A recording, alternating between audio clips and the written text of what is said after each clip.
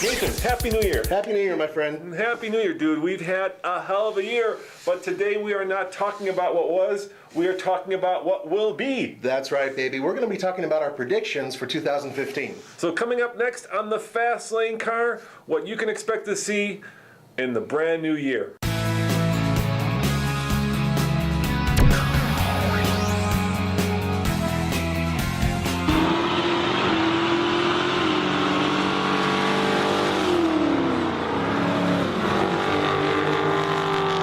Nathan, we've got our top 5 predictions for 2015, and the number 5 is the return of the Europeans. What do we mean by that?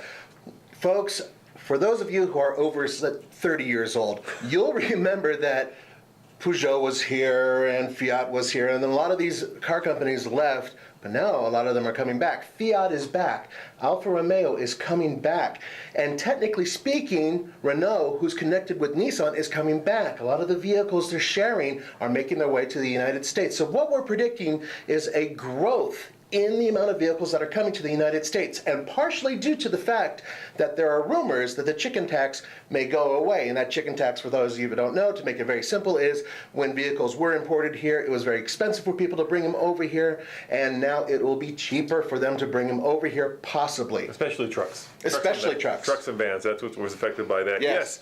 And God help us all, because I'm old enough, I fear, to remember some of those old European cars. Do you remember the Le Car? Yeah, I drove one. I drove just it had three bolts for the wheels. I always thought that was interesting. I was a little concerned about that. But what's really important here is that the European cars, the quality is so much better than it used to be. And we're talking about really efficient, small displacement, turbocharged engines. We're talking about excellent diesels. There's so much potential out there. And as a car lover, that's just potential for fun. Yeah, and especially when you have a European brand like Fiat buying an American brand like Chrysler and changing the name around, it's pretty obvious that we're going to have a lot more European influence. And I think, you know, the more the merrier. I remember I was in Germany once, and I was at the Munich airport, and I was bored, and I went to buy a book about cars. Yeah. And so they had put together this compilation of cars that you can buy in Germany.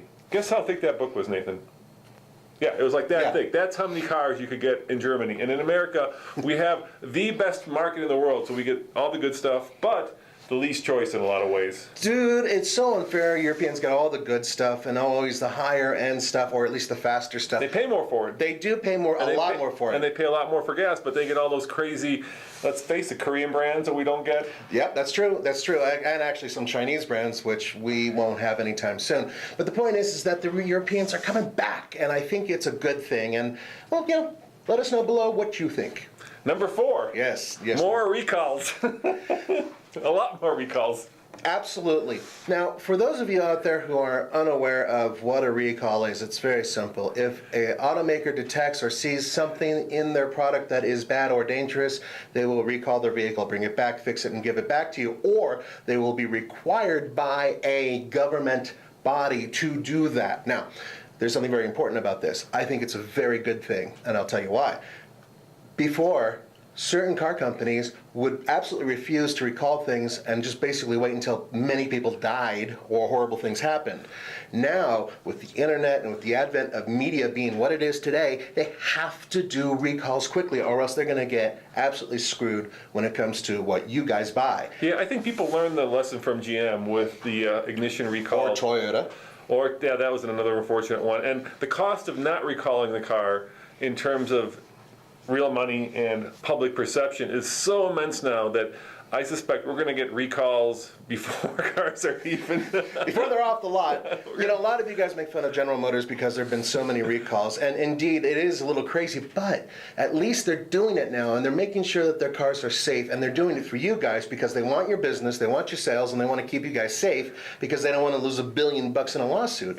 And they're not the only car companies that are doing it. There are a lot of car companies out there that have been kind of doing it right under the table. In fact, nearly every single car company has had a recall in the past 18 months. Yeah, a couple hundred here, 100,000 here, a couple 100,000 there. Yes, quite a few. But it's good because it means that our cars are becoming much more reliable and much safer. All right, Nathan, number 3. What are your predictions for electric vehicles for 2015? Now, this is for North America, guys. This is specifically for the United States, because our gas prices have fallen into a pit, an abyss, in a good way, for those of you who actually care about having cheap gas. And because of that, I think that EV sales, for the most part, not the high-end Tesla stuff, I'm talking about regular EV sales, are going to go flat for 2015. And that's because cheap gas and the awareness right now and environmental stuff based on what these other cars are doing with really clean diesels and very clean gas engines now, I think that people aren't going to want them as much as they did last year. Well, and the problem is, first of all, if I had a big tank and gas didn't go bad, I would fill it up in the back of my yard right now. Yeah, seriously.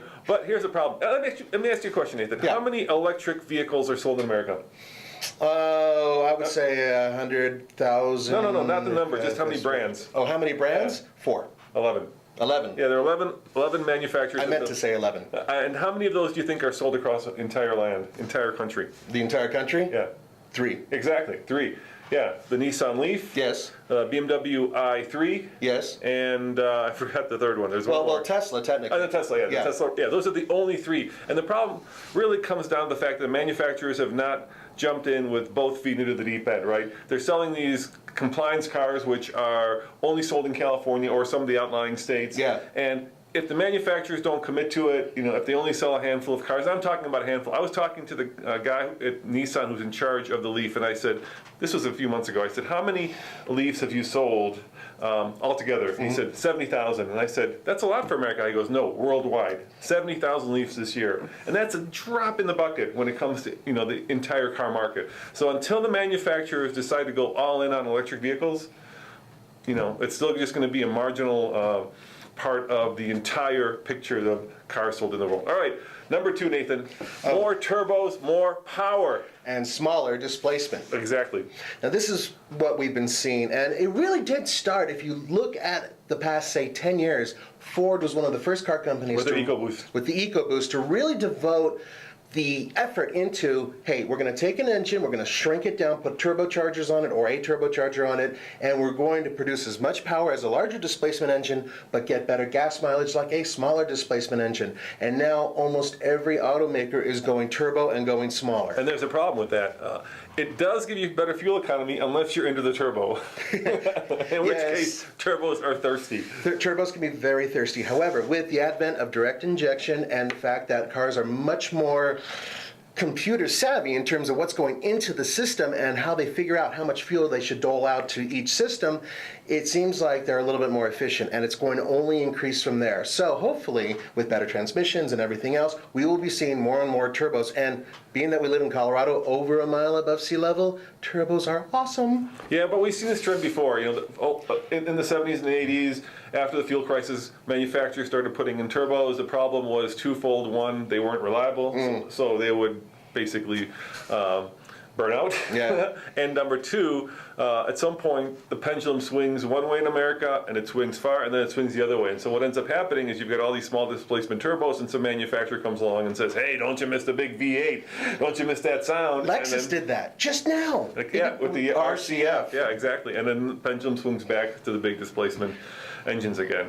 All right, the number 1 trend, Nathan, is crossovers, baby. All crossovers all the time. That was all we'll be driving, just crossovers. When we were talking about this top 5 list, we looked at each other and said, oh my God, yeah, crossovers, because now you have small crossovers, little tiny ones like the Mazda CX-3 and some of those other ones that are really, really tiny. And then you have giant crossovers like the Chevrolet Trailblazer. I don't know which one you're going to. Traverse. Okay, Chevy Traverse. So the names are all kind of jumbled together. Pretty much every car segment is going to have a crossover. Already does. There are sports crossovers. X4, right? Yeah, the X4M. Yeah. X6. I mean, everything now is basically a crossover. I'm just waiting for the crossover minivan. Well, we kind of sort of had the Aztec. It was an early harbinger, but the point is, God help us.